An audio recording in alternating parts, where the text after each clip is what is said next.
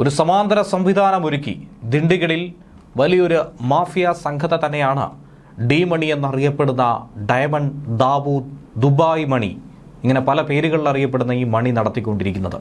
SITയെ വട്ടം കറക്കുന്നു. തെളിവൊന്നും തന്നെ അവശേഷിപ്പിക്കാതെയുള്ള ആസൂത്രിത പദ്ധതി. SIT തന്നെ ഈ കേസിൽ വേട്ടയാടുന്നെന്നും ഇനി വേണ്ടി വന്നാൽ താൻ ജീവനൊടുക്കുമെന്ന ആത്മഹത്യാ ഭീഷണി അടക്കം മാധ്യമങ്ങൾക്ക് മുന്നിലെത്തി പൊട്ടിക്കരഞ്ഞുകൊണ്ട് ഡി മണി നടത്തുന്ന ഈ നീക്കം ഇത് അഭിനയമാണെന്ന് പറഞ്ഞുകൊണ്ട് SITയും രംഗത്ത് വരുന്നു. ഇതിനോടൊപ്പം തന്നെ മുഖ്യമന്ത്രിക്കും മുൻ മന്ത്രി കൂടിയായിട്ടുള്ള കടകംപള്ളിക്കും വലിയ തോതിൽ തിരിച്ചടിയായി പോറ്റിക്കൊപ്പമുള്ള രഹസ്യ ചില ചിത്രങ്ങൾ കൂടി പുറത്തു വരുന്നു. എങ്ങനെയാണ് പോറ്റിക്ക് ഇത്രയധികം സ്വാധീനമുണ്ടായത്? പോറ്റിയെ പിടിക്കാൻ SITക്ക് കഴിഞ്ഞെങ്കിൽ പോറ്റിയുടെ സ്പോൺസർമാരെ പിടിക്കാൻ, പോറ്റിക്ക് ഈ സ്വാതന്ത്ര്യം നൽകിയവർക്ക്, പോറ്റിയുടെ ഉന്നത അധികാരികളെ പിടികൂടാൻ SITക്ക് കഴിയില്ല. അതിന് മല കയറി CBI എത്തിയാൽ മാത്രമേ സാധിക്കൂവെന്നാണ് നിലവിൽ വിലയിരുത്തുന്നത്. അങ്ങനെ ഇരട്ടച്ചങ്കൻ്റെ ഓട്ടച്ചങ്ക് തകർക്കുന്നൊരു നീക്കത്തിലേക്ക് കടക്കുന്നു. കഴിഞ്ഞ ദിവസം തന്നെ കോടതി അന്ത്യശാസനം നൽകി SIT സംഘത്തിന്. ഇത്തരം മലംഭാവം ഇനി വെച്ചു പുലർത്തരുത്. പ്രധാന പ്രതികളെ പിടികൂടാതെ അവർക്ക് രക്ഷപ്പെടാനുള്ള അവസരം നൽകി എന്തിനാണ് ഈ അന്വേഷണം ഒരു പ്രഹസനമാക്കി മാറ്റുന്നത്? എന്തായിരുന്നാലും SITയുടെ അന്വേഷണം അങ്ങനെ കേരളം വിട്ട് തമിഴ്നാട്ടിൽ സജീവമാക്കുകയാണ്. ശബരിമല സ്വർണ്ണ കവർച്ചയിൽ ഡി മണി കൊടുത്തിരിക്കുന്ന മൊഴിയിൽ സർവത്ര വൈരുദ്ധ്യങ്ങളുണ്ടെന്നാണ് SIT നിഗമനം. മണി ചോദ്യം ചെയ്യലിനോട് ഒട്ടും തന്നെ സഹകരിക്കുന്നില്ലെന്നാണ് അന്വേഷണ സംഘം പറയുന്നത്. ദിണ്ടിഗലിൽ സമാന്തരമായി തന്നെ ഇയാൾ ചില സംവിധാനങ്ങൾ ഒരുക്കിയിട്ടുണ്ട്. മണിയുടെ ബാങ്ക് ഇടപാടുകളും SIT പരിശോധിക്കുമെന്നും ഇതിനോടൊക്കെ തന്നെ പറഞ്ഞു കഴിഞ്ഞിരിക്കുന്നു. എന്നാൽ താൻ മണിയല്ലെന്നും MS മണിയാണെന്ന്, ഡി മണിയല്ല പകരം MS മണിയാണെന്ന് കഴിഞ്ഞ ദിവസം മാധ്യമങ്ങളോട് പറഞ്ഞു. തൻ്റെ സുഹൃത്തിൻ്റെ ഫോൺ നമ്പർ കേന്ദ്രീകരിച്ചുള്ള അന്വേഷണമാണ് നിലവിൽ നടക്കുന്നത്. അങ്ങനെയാണ് തൻ്റെ അടുത്തേക്ക് എത്തിയത്. MS മണി എന്നാണ് തൻ്റെ പേര്. ബാലമുരുകൻ എന്ന ഡി മണി തൻ്റെ സുഹൃത്താണെന്നും ഇയാൾ പറയുന്നു.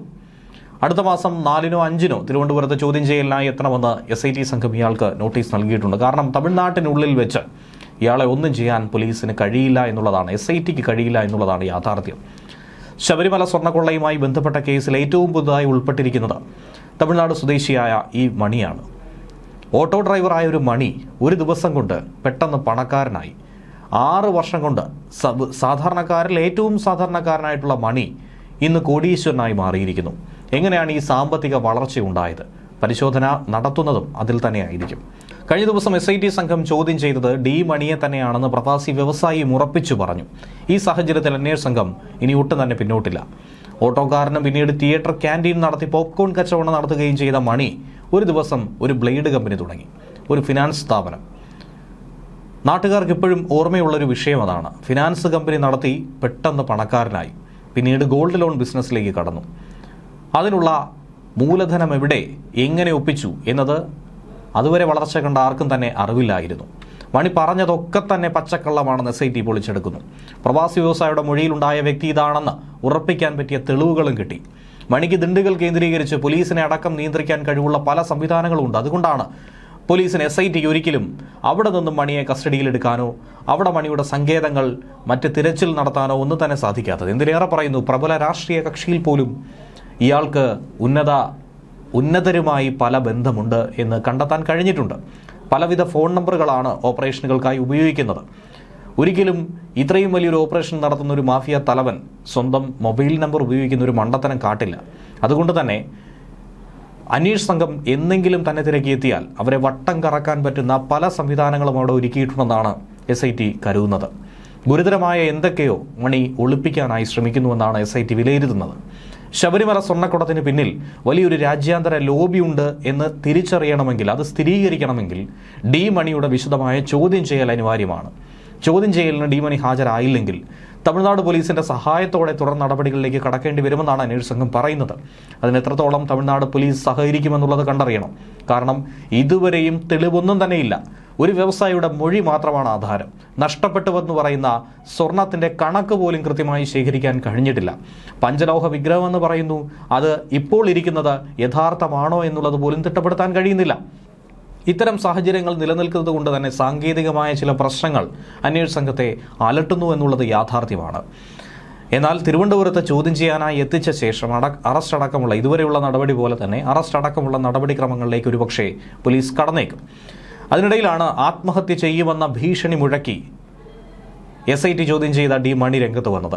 താൻ നിരപരാധിയാണെന്നും തന്നെ ഇനിയും വേട്ടയാടരുതെന്നാണ് ഡി മണി മലയാളം മാധ്യമങ്ങളോട് പറഞ്ഞിരിക്കുന്നത്.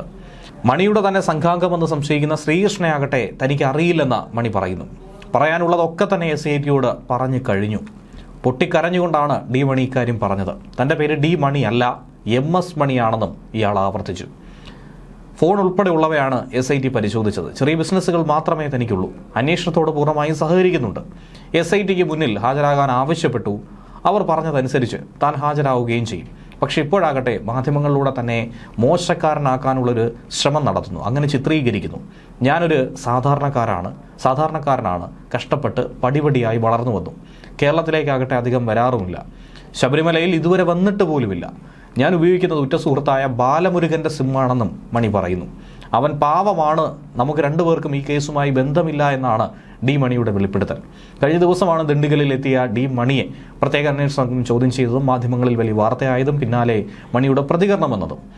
ചോദ്യം ചെയ്യലിൽ ഉണ്ണികൃഷ്ണൻ പോറ്റി ഒന്നും തന്നെ തനിക്ക് അറിയില്ലെന്നാണ് ഡി മണി പറഞ്ഞത്.